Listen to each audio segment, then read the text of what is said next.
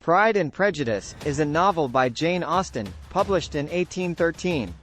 The story takes place in rural England in the early 19th century, and centers around the Bennet family. Mr. Bennet and his wife have 5 daughters: Jane, Elizabeth, Mary, Kitty, and Lydia. The story begins with news that a wealthy bachelor, Mr. Bingley, has rented a nearby estate, Netherfield Park. Mrs. Bennet sees this as an opportunity to marry off one of her daughters to him, and soon begins to meddle in his affairs. Mr. Bingley attends a ball hosted by the Bennets, and is immediately taken with Jane, the eldest Bennet daughter. Meanwhile, Elizabeth meets Mr. Darcy, a wealthy and proud man who is Mr. Bingley's friend. Darcy's reserved and haughty demeanor offends Elizabeth, and she quickly forms a negative opinion of him.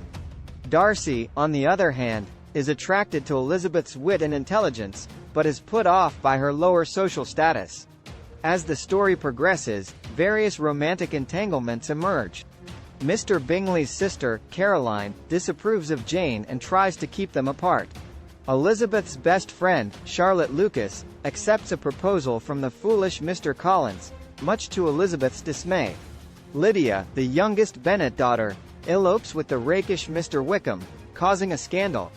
Throughout the novel, Austen explores themes of social class, pride, and prejudice.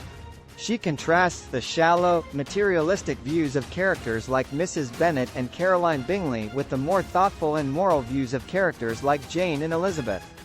The novel also examines the role of women in society and the limitations placed on them by their gender and social status. In the end, Mr. Bingley and Jane reconcile and become engaged, while Elizabeth and Mr. Darcy also overcome their pride and prejudice to fall in love and become engaged.